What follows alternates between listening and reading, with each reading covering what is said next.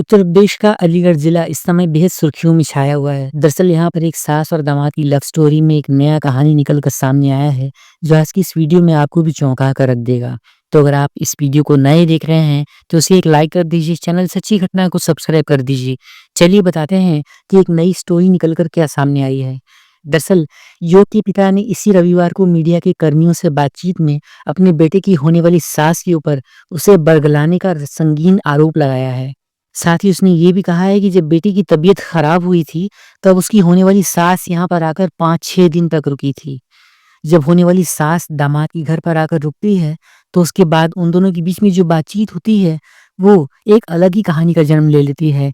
इसके बाद अब दामाद महिला के साथ फरार हो गया है और अब इसका कोई सुराग नहीं लग पा रहा है। वहीं अब पिता ने भी उसकी सास पर बेटे को ताबीज़ से वशीकरण करवाने की बात कही है। युवक के पिता ने ये कहा है कि जब बेटे की सास हमारे घर पर आई थी, तभी उसे 2 तावीज़ बाँधे थे। बस तभी से बेटे का व्यवहार पूरी तरीके से बदल गया। इधर युवक के पिता और बहनोई को मर्रात थाना की पुलिस ने रविवार को पूछताछ के लिए थाने पर बुलाया है। आगे ये खबर निकल कर सामने आई कि जब युवक के पिता ने रविवार को मीडिया कर्मियों से बातचीत करते हुए बेटे की होने वाली सास पर उसे बरगलाने का आरोप लगाया। ये कहा कि वो तंत्र मंत्र कर रही थी और बेटे के ऊपर वशीकरण करवाया है। उसने ये भी कहा कि जब बेटी की तबीयत खराब हुई, तब उसकी होने वाली सास यहाँ पर आकर 5 दिन तक रुकी थी। तभी वो बेटे के लिए 2 तावीज़ लेकर आई थी, कुछ खाने के लिए चीज़ दी थी। एक तावीज़ उसने गर्दन पर बाँधा था, जबकि दूसरा तावीज़ उसने कमर पर बाँध दिया था। और अब उसके इस तरीके से गायब होने पर एहसास हो रहा है, ये सब तावीज़ से ही किया धरा है और ये सारे तावीज़ के कारण उसके ऊपर एक वशीकरण का एक बुरा नतीजा है। महिला ही हमारे बेटे को बरगला कर ले गई है, हमारा बेटा जो है वो निर्दोष है। वहीं अब युवक के पिता ने ये भी कहा है कि बेटे ने जो कुछ किया है, उससे हमारा और हमारे समाज में हमारी बहुत थू-थू हो रही है, हमारी इज़्ज़त को बट्टा लगा है। इसलिए अब हम लोगों ने ये निर्णय लिया है कि बेटे को किसी भी सूरत में अब अपने घर में नहीं रखेंगे। संपत्ति से भी बेदखल करेंगे और घर से बेटा भी कुछ ज़ेवर और नकदी लेकर फरार हुआ है और अब हमारी पुलिस से यही अनुरोध है, यही रिक्वेस्ट है कि वो हमारी संपत्ति हमसे वापस करा दे। वहीं मर्रात थाना की पुलिस ने युवक के रुद्रपुर उत्तराखंड निवासी बहनोई और उसके पिता और उसके परिजनों को रविवार को पूछताछ के लिए बुलाया। उनमें से बहनोई पुलिस के अधिक निशाने पर है, क्योंकि इसके पीछे की वजह दोनों की लोकेशन का शुरुआत में ही उत्तराखंड में मिलना है। ये भी आशंका जताई जा रही है कि बहनोई ने इसमें कुछ मिलीभगत भी की है।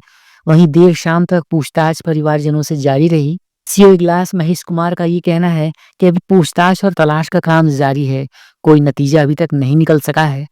वहीं अपने सभी दर्शकों और सभी सब्सक्राइबर्स से बताते हैं कि उत्तर प्रदेश का अलीगढ़ जिला इन दिनों बेहद सुर्खियों में है। दरअसल यहाँ पर एक मडरात थाने में अंतर्गत पड़ने वाले एक गांव मनोहरपुर में एक सास और दामाद की बेमेल लव स्टोरी इन दिनों बहुत सुर्खियों में है, बहुत चर्चा में है। फिलहाल अब एक नया खुलासा निकल कर सामने आया है, जिसमें दामाद अपने ही होने वाले ससुर से ये कहता है कि तुमने 19-20 साल तक अपनी पत्नी को बहुत कष्ट दिया है। पत्नी का नाम अपना देवी है, जिसे प्यार से लोग सपना देवी के नाम से भी जानते हैं। और अब वो ये कह रहा है कि तुमने 19-20 साल तक अपनी पत्नी को बहुत कष्ट दिया है, अब तुम उसके साथ 19-20 साल तक रह चुके हो, अब उसे भूल जाओ। और अब अगर तुमने इस बारे में बहुत ज़्यादा ही जाँच पड़ताल की, तो तुम्हारे घर को मैं वीरान बना कर रख दूँगा। पीड़ित परिवार का ये भी कहना है कि 5-6 लाख के आसपास के करीब रकम और 3 साढ़े 3 लाख रुपए के आसपास के ज़ेवरात लेकर सास भी घर से फरार हो चुकी है। और परिवार यही कह रहा है, प्रशासन से यही मिन्नतें कर रहा है कि उन्हें उसका सामान जो है वापस करा दिया जाए, बाकी अब उन्हें उस महिला से कोई लेना-देना नहीं है। नतीजे सिफ़र ही आ रहे हैं। आपसे बता दें कि उत्तर प्रदेश के अलीगढ़ ज़िला के अंतर्गत एक थाना पड़ता है मडरात और इसी मडरात थाना के अंतर्गत सास और दामाद के बीच होने वाली इस बेमेल लव स्टोरी में रोज़-रोज़ नए खुलासे हो रहे हैं। वहीं अपने दामाद के संग फरार हो जाने के बाद उस महिला के बारे में अब तक कोई सुराग नहीं लग सका है। शनिवार को भी खुद महिला के पति ने इस बात की चुप्पी तोड़ते हुए कुछ स्वीकार किया है कि उसकी पत्नी ने ही उसके होने वाले दामाद को जिद करके मोबाइल दिलवाया था। मगर वो होने वाला दामाद राहुल अपनी होने वाली पत्नी शिवानी से कभी-कभार कुछ चंद मिनट ही बातचीत किया करता था। लेकिन ससुर की पत्नी यानी कि अपना देवी से वो घंटों-घंटों बात करता था, दिन-दिन भर बातें चलती रहती थीं। शुरुआत में तो कुछ संदेह ज़रूर हुआ, लेकिन बात को नज़रअंदाज कर दिया गया। ये कहा गया, ये सोचा गया कि शायद दामाद और सास के बीच में बहुत ज़्यादा ही ट्यूनिंग बन रही है, दोनों माँ-बेटी की तरह बातचीत कर रहे हैं। लेकिन अब सारी बातें निकल कर सामने आ रही हैं। वहीं अब बेटी के बाबत बातचीत करने पर ये बात कही गई कि अब बेटी की शादी अगले वर्ष ही तय करी जाएगी, इस साल तो अब कुछ विचार करने का प्रश्न ही नहीं उठता है। लेकिन अब अगर उनकी पत्नी इनके सामने आ गई, तो वो उसकी जान ले लेगा। लेकिन अब उसे उस परिवार से अब कोई रिश्ता नहीं रखना है। अब वो हमारे लिए मर चुकी है। अपना देवी की बाबत बात करते हुए परिवार के सभी लोग दुखी हो गए और उन्हें अब बस पुलिस से यही कहना है कि 2 दिन में वो उन्हें सामने ला कर के उनके 5.5 लाख रुपए के ज़ेवरात और 3.5 लाख रुपए नकद जो वो लेकर भागी है उसे वापस करा दें। बाकी अब उन्हें उस महिला अपना देवी से कोई मतलब नहीं है।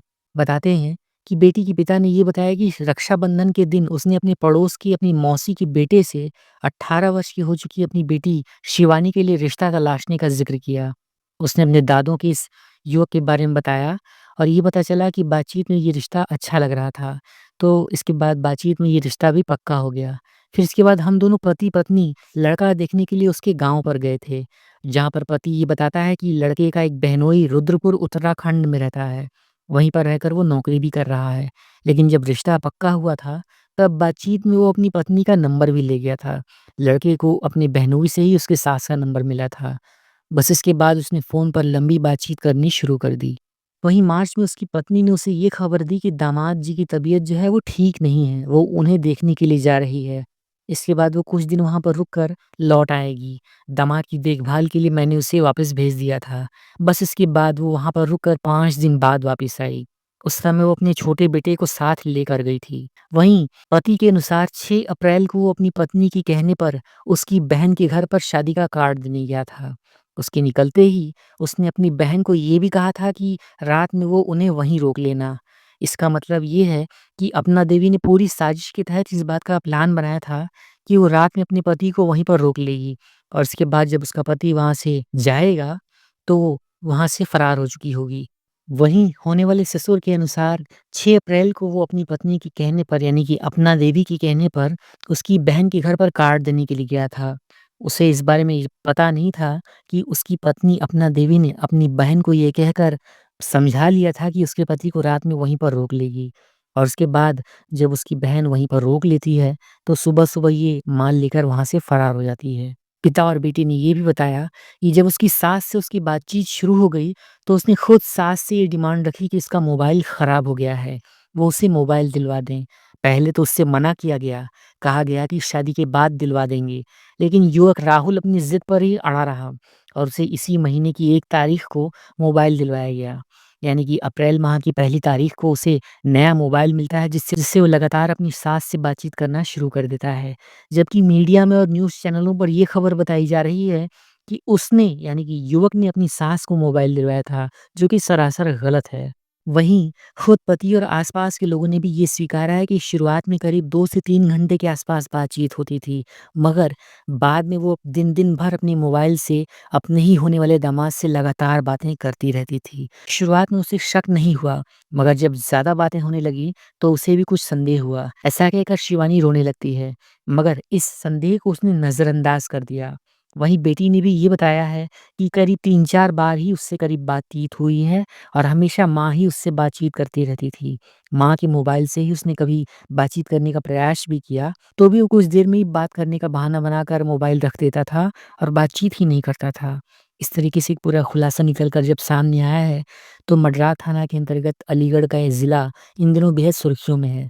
फिलहाल बता दें कि युवक और उसकी प्रेमिका यानी कि होने वाली सास की जो लोकेशन है, वो उत्तराखंड के रुद्रपुर में बताई ही जा रही है।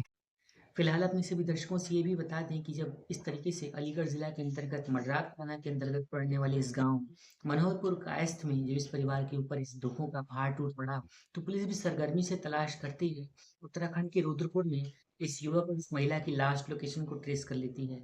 इसके बाद जैसे ही पुलिस वहां पर पहुंचती है, रुद्रपुर के उस एरिया में पहुंचती है जहाँ पर इन युवक और इस महिला की लास्ट लोकेशन बताई जा रही थी, वहां पर इन लोगों को नतीजा सिफर ही मिलता है, क्योंकि युवक राहुल अपनी ही सास यानी कि सपना देवी को लेकर वहां से फरार हो चुका था। अब इस बारे में पुलिस आगे की कार्यवाही करते हुए युवक की तलाश कर रही है और सरगर्मी से इस मामले की तफ्तीश करते हुए दोषियों को सजा दिलाना चाहती है। इस तरीके से घटनाक्रम निकल कर जब सामने आया, तो मडरात थाना के अंतर्गत पड़ने वाले इस गांव मनोहरपुर मनोहरपुर कायस्थ में लोगों के ऊपर आम चर्चाओं का जोर भी शामिल है, जहां पर कुछ लोग ये कह रहे हैं कि सास ने अपने होने वाले दामाद राहुल के ऊपर इस तरीके से तंत्र मंत्र और वशीकरण विद्या का प्रयोग करके अपने होने वाले दामाद को ही फंसा लिया।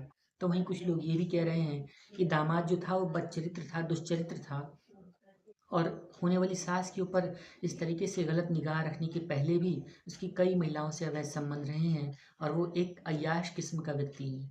वहीं बेटी शिवानी और उसके पिता जो हैं, वो घर पर दुखी हैं और उनको इस तरीके से अपने इस प्रशासन से न्याय की उम्मीद लगाए हुए वो यही कह रहे हैं कि उन्हें उनकी सारी रकम, उनकी सारी ज़ेवरात जो कि करीब 4-5 लाख रुपए के आसपास की ज़ेवरात हैं, 3 साढ़े 3 लाख रुपए के आसपास की जो कैश रकम है, वो सब उन्हें वापस करा दी जाए। वहीं जो राहुल के पिता हैं, वो भी ये कह रहे हैं कि ज़ेवरात और कई सारे कैश लेकर उनका बेटा भी घर से फरार हुआ है। वो ये चाहते हैं कि उनका जो कैश है, उनकी जो रकम लेकर वो जो बेटा फरार हुआ है, उसे प्रशासन वापस करा दे और अब उन्हें उस बेटे से कोई मतलब नहीं है, वो उसे संपत्ति से बेदखल करेंगे। इस तरीके से घटनाक्रम निकल कर जो सामने आया है, इस पूरी घटना के संबंध में आपका क्या कहना है? आपके क्या विचार हैं? कमेंट करके अपनी राय और अपने विचार आप हमें ज़रूर बताएँ।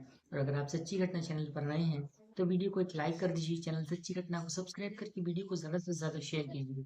हो सकता है कि आसपास की किसी लोकेशन में ये फरार सास और दामाद दिख जाएँ और कोई व्यक्ति इनकी सूचना नज़दीकी पुलिस थाने को देकर इन दोषियों को पकड़वा सके। एक नई वीडियो लेकर अपनी सच्ची घटना के साथ हम आपसे फिर मिलते हैं। तब तक के लिए आप सभी का बहुत-बहुत धन्यवाद। Thanks for watching this video till the end. एक नई वीडियो लेकर आपसे फिर मुलाकात होती है।